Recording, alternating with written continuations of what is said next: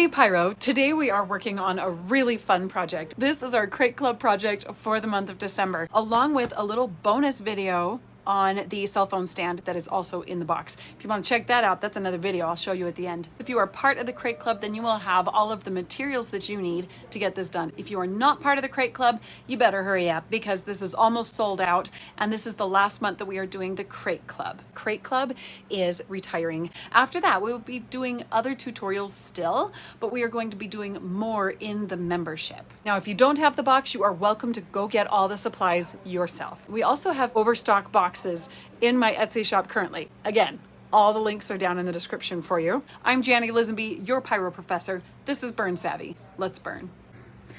What you will need is a tray and a sanding block. This is a 220 grit. You can use sandpaper too, whatever suits your fancy. This one is in the Woodburning tools and accessories kit that you can get. Links are all in the description.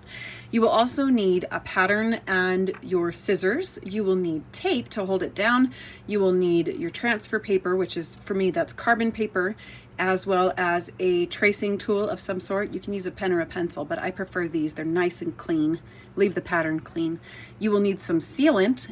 This is a polyacrylic, and this, you will need a paintbrush.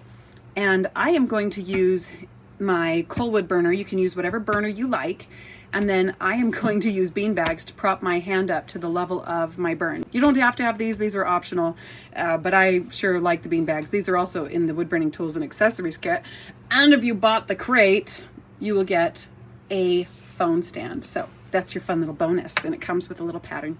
First thing you want to do is give it a light sanding. Now these, if you bought the crate, it already comes sanded. I gave you two different patterns to choose from, so you could use the tall pattern that fits over here, or you can use the wide pattern that also fits right here. The instructions will be the same for both patterns. I am going to use the tall pattern. Simply take your scissors, these are also in the Woodburning tools and accessories kit, and cut that to fit. And this time I had little gray lines that you could follow. Then you will cut off the corners real quick. Just a little bit. You just want to make sure it fits in there. If it doesn't fit, just cut the corners a little bit bigger. You can even round the corners if you'd rather. See how nicely that fits? Then you want to take a strip of tape and tape down one side. Now typically I like to lay it down on one edge, but with a tray like this where it's a little bit raised, it's kind of hard to tape down one edge. So I'm really just going to tape down one corner, and I could do the top corner, the bottom corner, whatever corner you want. You just want to make sure that you don't tape down anything you're going to trace. Then it's really easy to lift it up and look underneath. Then we take our tracing paper, turn it to where it's shiny side down and matte side up, and place it between the pattern and the wood. Now it's time to trace it.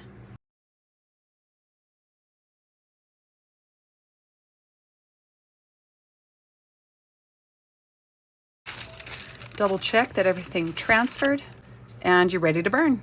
If you are using a solid point burner where the solid point twists into the machine, then I would recommend using a shading point or one of these diagonal sliced cylinder points, or one of these chisel tips.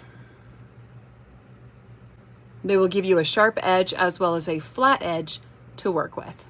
If you're using a wire nib, I would recommend using either the large round shader or the small round shader. I'm going to be using the small round flat shader. And for some of the line work that we are doing, I would recommend using a flow point or one of these other mini flow points, or I would use a writing nib or a ball point. Now this one's a medium ball point. This one is a large ball point. I will be using the large ball point for these lines. This is a Colwood detailer. I'll have links in the description for you if you'd like, and I do have coupons for this. So go check that out. So this section of the video kind of cut out a little bit, so I'm going to re-record this one little spot for you. What I do first is I create an edge with the mountains, okay? So when I'm talking about giving something an edge, I'm talking about the way you lay the nib down. If I lay it down on its side a little bit, you can kind of see how this side edge is crisp and this other side edge over here is soft. Now that we've got that done, we are going to blend this down a little bit. Basically what I'm doing is I am blending the dark line into more of an edge, and I am just adding shading, pulling down.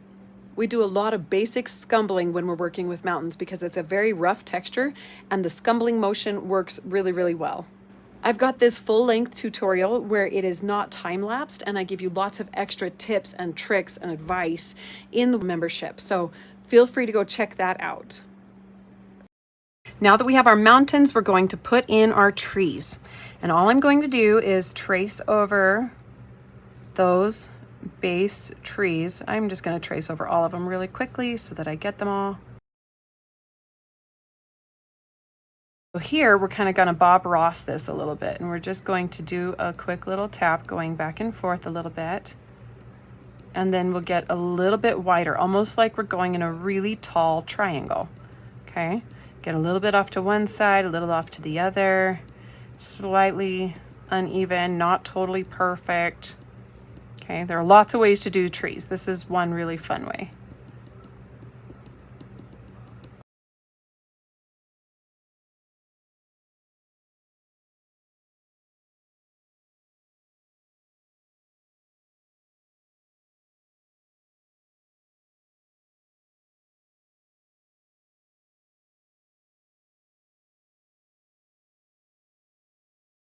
And then if you feel like you need to add any more in between, I might throw one in over here. Just have another real small one.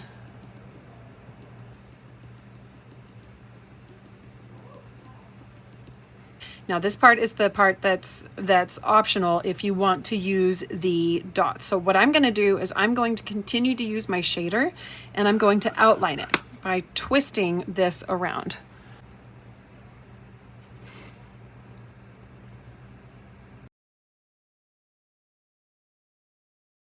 Now, if you want to leave it like this, that is totally up to you. I want to make this a night sky, so I am going to switch the nib here, and I am going to opt for a large ballpoint. What I'll do is I'm going to take this and I'm going to go around a tiny little circle. Okay, that's going to be 1 star. And then if I just keep going and making these tiny little circles, I'm using about 5 or 6 dots to create that center dot, okay? And I'm just touching them gently together. If you need to do an extra dot, that's fine too.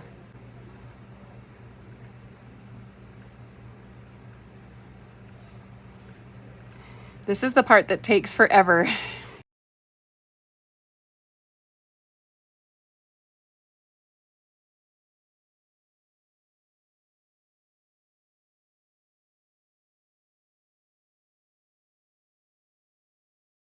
Now what you want to do is fill in the darkest spots right around the moon.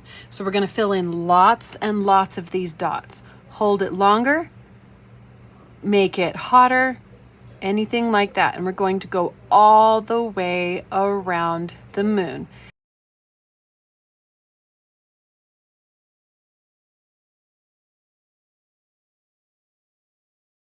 All right, so you can fill this in nice and black in the background, or you can fill it in patterns.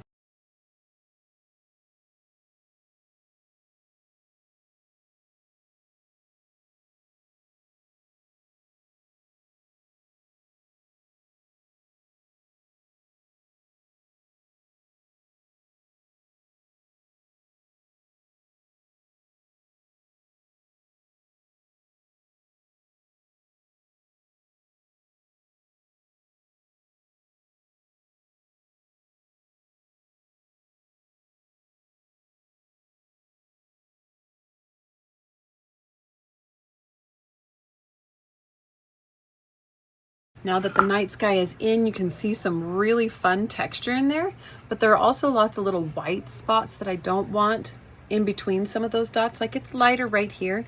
That's really okay if you want to leave it. And being a little bit of a perfectionist, I want to fill it in. So I'm going back to my flat shader, my small round flat shader. I'm going to turn this upside down. And this time I'm going to go and trace the mountain along the star line. See right here how there are lots of little dots. So when I swing this in just a little bit, you can see how that just cleaned it up.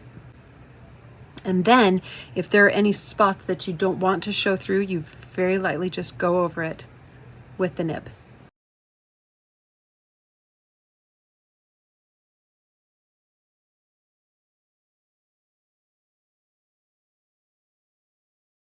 At this point, it's time to add any little finishing touches. So for example, I want to blend in some of these mountains just a little bit more. You do not have to do that. I want to add in an extra little tree right here. You do not have to do that, but I'm going to.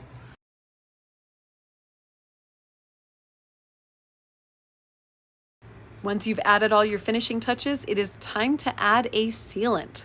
And if this video has been helpful so far, it'd be amazing if you'd hit that like button and let YouTube know that it's been helpful to you. You're going to take your polyacrylic and your applicator brush, and you're going to start to paint it on.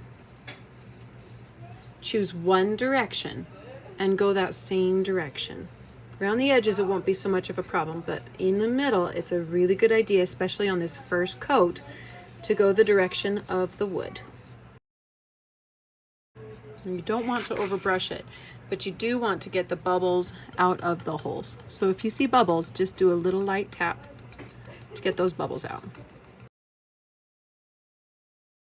While I'm waiting for my project to dry, I like to wrap up the applicator brush in a plastic grocery bag. That way I don't have to worry about rinsing it in between coats. Let it dry for 2 hours. Then using your sanding block, very lightly scrape over the very top so that you can get a second coat to adhere. Add another thin layer of polyacrylic to the entire piece and then let that dry for 24 hours. Once that has fully cured, your tray is ready to use. Enjoy the satisfaction of using this tray that you have shaded and stippled. Don't forget to check out this tutorial. It is coming out very soon, so subscribe so you don't miss it. In the meantime, check out this video to see if the Burn Savvy YouTube membership suits you. I'm Janny Lisenby, your Pyro Professor. Later, Pyro.